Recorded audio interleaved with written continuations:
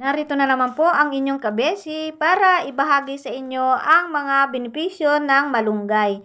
Halos lahat naman tayo ay kilalang kilala ang gulay na ito. Pero ano nga ba ang meron sa malunggay? Bakit tinagurian itong superfood? Ang malunggay ay may taglay itong mga nutrients at chemicals na siyang nagpapagaling sa maraming karamdaman. Mga kabesi, hindi lang siya halamang gamot kundi gulay din sa iba't ibang mga lutuin. At maging sa tinapay, kape, tsaa ay sikat na din ang malunggay. Ang gulay na ito ay mayaman ito sa mga bitamina at minerals.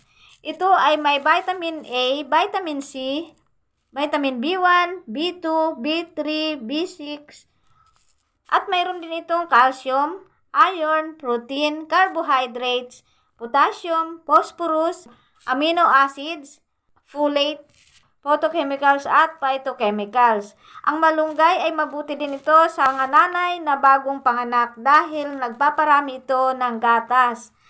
Ang gulay na ito ay nakapagpapalakas din ng katawan, lalo na sa mga batang malnourished. Kaya mga kabesi, sanayin natin ang ating mga anak na pakainin ng malunggay. At kung ikaw naman ay anemic, ay makatutulong din ang pagkain ng malunggay dahil may taglay itong iron.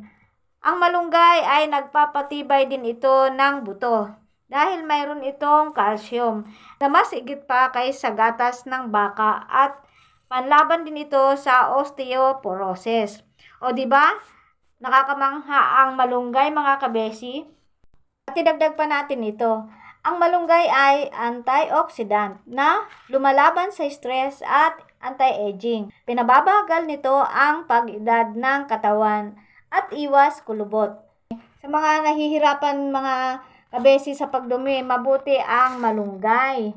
Kumain kayo ng malunggay para makaiwas kayo sa constipation. Ang dahon ng malunggay ay mabuti din ito sa kalusugan ng ating mata dahil may taglay itong vitamin A. At ito pa mga kabesi ang matindi. Ang malunggay ay mabuti din ito sa kalusugan ng utak. Ayan, nagpapatalino pala ito mga kabesi. Kaya ugaliin talaga natin pakainin ang ating mga anak ng malunggay.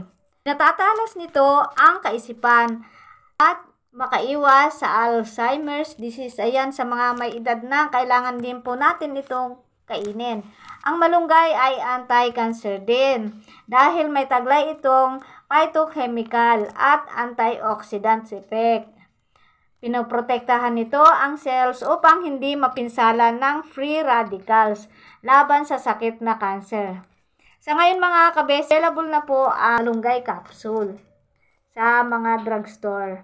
Nakakatulong din ang pag-inom ng malunggay capsule sa mga may diabetes, high blood pressure, rheuma, asthma, at marami pang iba.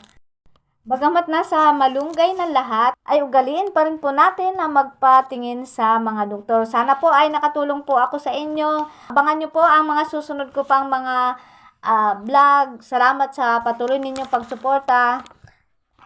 Sana po ay nakatulong. Salamat po.